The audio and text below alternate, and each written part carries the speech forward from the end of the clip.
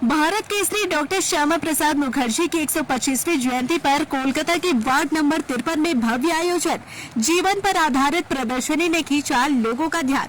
भारतीय जनसंघ के संस्थापक, प्रख्यात शिक्षाविद, पूर्व केंद्रीय मंत्री और सांसद भारत केसरी डॉक्टर श्यामा प्रसाद मुखर्जी की 125वीं जयंती के अवसर पर पूरे पश्चिम बंगाल में विभिन्न कार्यक्रमों का आयोजन किया गया। इसी कड़ी में कोलकाता के वार्ड नंबर 53 में एक भव्य सांस्कृतिक कार्यक्रम और प्रदर्शनी का आयोजन हुआ, जिसमें बड़ी संख्या में लोगों ने हिस्सा लिया। डॉक्टर श्यामा प्रसाद मुखर्जी की 125वीं जयंती के अवसर पर सोमवार रात कोलकाता के वार्ड नंबर 53 स्थित डॉक्टर्स लेन में एक भव्य कार्यक्रम का आयोजन किया गया। इस कार्यक्रम का आयोजन वार्ड 53 के भाजपा नेता और चौरंगी विधानसभा मंडल के संयोजक गौतम दास गुप्ता की ओर से किया गया। कार्यक्रम में सैकड़ों की संख्या में स्थानीय लोग, भाजपा कार्यकर्ता और गणमान्य नागरिक मौजूद रहे। इस अवसर पर डॉक्टर श्यामा प्रसाद मुखर्जी के जीवन, उनके राष्ट्रवादी विचारों और देश के प्रति उनके योगदान पर आधारित एक विशेष प्रदर्शनी भी लगाई गई, जिसे देखने के लिए लोगों में खासा उत्साह देखने को मिला। सभा को संबोधित करते हुए वक्ताओं ने डॉक्टर श्यामा प्रसाद मुखर्जी के राष्ट्र निर्माण में योगदान और उनके बलिदान को याद किया। वक्ताओं ने कहा कि देश की एकता और अखंडता को मजबूत करने में डॉक्टर मुखर्जी की भूमिका ऐतिहासिक रही है। उन्होंने कहा कि विभाजन के दौर में पश्चिम बंगाल के हितों की रक्षा के लिए डॉक्टर मुखर्जी ने महत्वपूर्ण भूमिका निभाई और उनके प्रयासों को आज भी याद किया जाता है। कार्यक्रम में भाजपा नेता संतोष पाठक भी शामिल हुए। उन्होंने कहा कि डॉक्टर श्यामा प्रसाद मुखर्जी के योगदान को पूरे पश्चिम बंगाल में लंबे समय तक वह सम्मान नहीं मिला जिसके वे वास्तविक हकदार थे। उन्होंने कहा कि नई पीढ़ी तक उनके विचारों और राष्ट्र सेवा के संदेश को पहुंचाना समय की आवश्यकता है। कार्यक्रम के दौरान सांस्कृतिक प्रस्तुतियों के साथ साथ डॉक्टर श्यामा प्रसाद मुखर्जी के जीवन से जुड़े विभिन्न पहलुओं पर भी प्रकाश डाला गया। पूरे आयोजन में देशभक्ति और राष्ट्र सेवा की भावना का माहौल देखने को मिला। फिलहाल आइए सुनते हैं कि इस अवसर पर कार्यक्रम में मौजूद नेताओं और आयोजकों ने क्या कुछ कहा।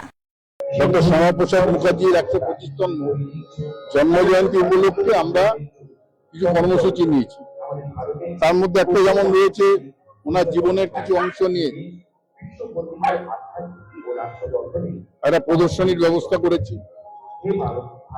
তারপরে সাংস্কৃতিক গানের অনুষ্ঠান এবং ওনার জীবনী নিয়ে আমরা আমাদের কিছু বক্তাকে নিয়ে একটা আলোচনা সভার আয়োজন করেছি। পাশাপাশি একটা সাংস্কৃতিক নৃত্যানুষ্ঠানের ব্যবস্থা করেছি। 53 নম্বর ওয়ার্ড অন্যভাবে তৎকালে আমাদের যেরকম ভাবে রাজনৈতিক কর্মসূচি নেওয়ার তো আমরা নিচ্ছি, কিন্তু এখানে একটা বড় অংশে ভোট যেহেতু মাইনরিটি ভোট ছিল, এই ভোটটা যেহেতু তৃণমূলের পক্ষে ছিল, সেহেতু আজকে তো আর তৃণমূলের পক্ষে থাকবে না, কারণ এই ভোটটাও বিভক্ত হবে। পাশাপাশি হিন্দু ভোট এক জায়গায় আছে। প্রতিদ্বন্দ্বী তো নেই এই মুহূর্তে। আমার নাম গৌতম দাসগুপ্ত, আমি ভারতীয় জনতা পার্টির চৌরঙ্গী বিধানসভার কনভেনার।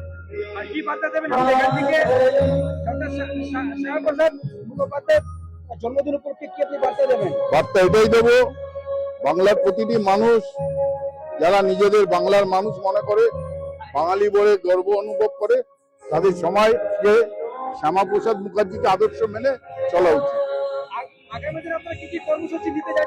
এখনো সেটা ভেবে উঠিনি, সেটা সময় আছে, দেখা যাক। সে নিয়ে আমাদের মাননীয় মুখ্যমন্ত্রী যথাযথ ব্যবস্থা নিচ্ছেন এবং নির্যাতিতাদের সুবিচার দেবেন, এটা আমরা 100% জানি।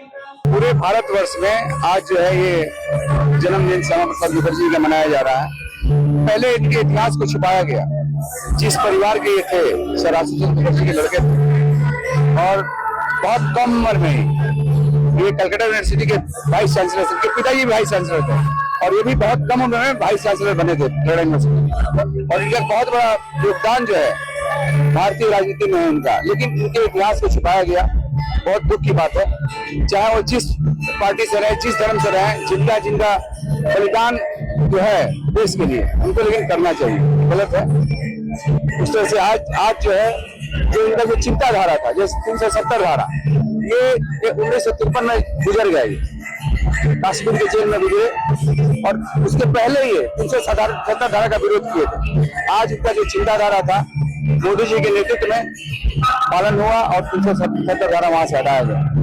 अगर ये बंगाल में ये लड़ाई नहीं लड़ रहे थे शायद ये बंगला भी पूर्व बंगला में चला गया रहता, बांग्लादेश में चला गया रहता। ये एक बहुत बड़ा देन है और हम लोग इनको नमन करते हैं और आशा करते हैं इसके आगे इतिहास में, भारत के इतिहास में इनका जो पूरा जीवन है उनको दर्शाया जाएगा और जो लोग नहीं जानते हैं उनके बारे में वो लोग जानेंगे। तो हम लोग भी अनुभवी के, तो हम लोग इतिहास में इनका नाम नहीं पढ़े, सिर्फ इतना आया कि हाँ ये कांग्रेस की सरकार बनी उस समय मिनिस्टर थे, डीसी मिनिस्टर थे, उसके बाद इनका कोई इतिहास नहीं था। आज जो है सारे लोग जो है सरकार यहाँ और पूरे भारतवर्ष में बीजेपी की है, अब इनका इतिहास पूरा जो है दर्शाया जाएगा और लोगों को बताया जाएगा कि हाँ ये इन्होंने इनका क्या दान है, देश के लिए क्या किया।